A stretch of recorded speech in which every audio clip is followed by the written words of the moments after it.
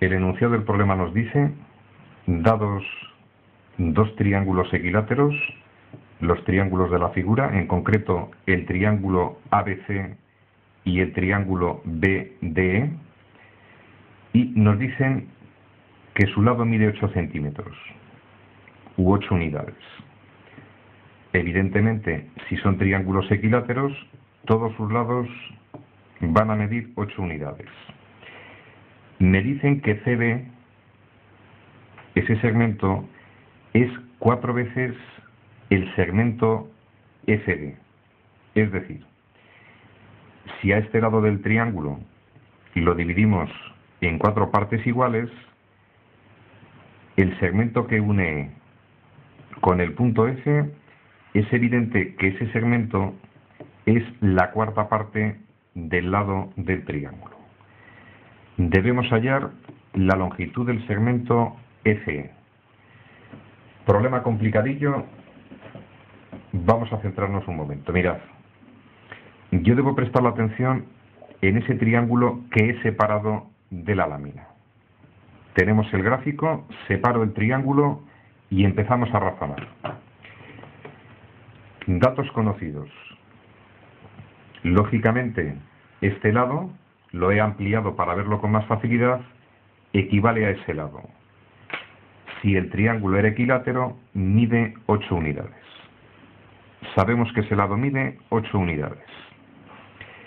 Segundo razonamiento. Si son triángulos equiláteros, sus ángulos interiores 60 grados. 180 dividido entre 3, ese ángulo ha de medir 60 grados. Seguimos razonando. Me dicen que el segmento EF cumple la condición de que ese punto divide al lado en 4 partes iguales. Es decir, ese lado del triángulo, si el lado mide 8, debe medir 2 unidades. Datos conocidos, deducciones sencillas, empezamos el razonamiento. Vamos a nombrar los elementos del triángulo. Vértice B, lado opuesto es el lado B, vértice F se correspondería al lado F y vértice E se corresponde al lado E. Tenemos un problema, no es un triángulo rectángulo. Que nadie tenga la sensación de que ese ángulo es un ángulo recto. Repetimos, no es un triángulo rectángulo.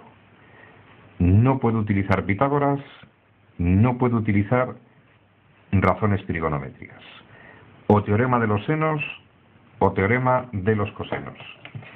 Y en este caso, cuando tengáis un poquito de experiencia, vais a entender que si en un triángulo cualquiera conozco dos lados y el ángulo formado por ambos, teorema de los cosenos.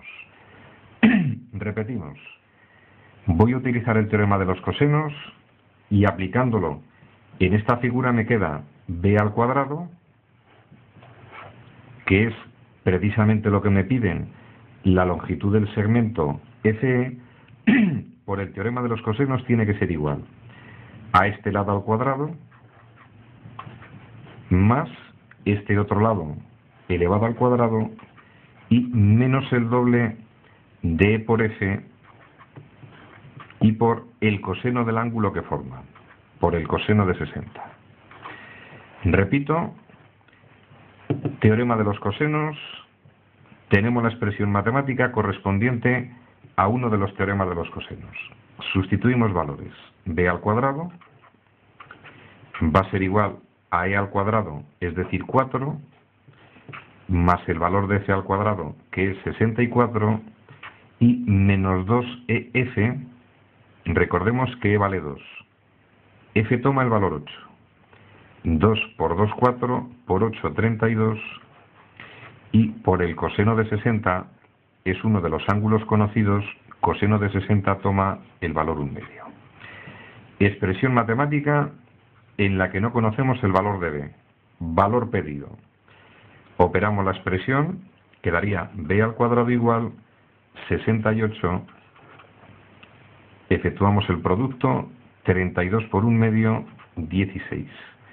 De donde b al cuadrado, efectuamos la resta, igual a 52.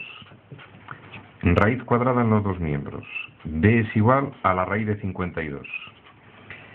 Deberíamos factorizar esa expresión matemática y procedemos a descomponer el número.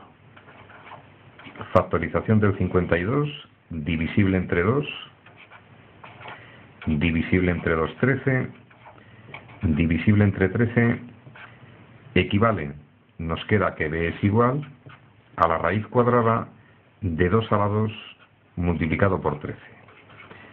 Extraemos el factor de la raíz, 2 raíz de 13, valor de ese segmento FE o EF.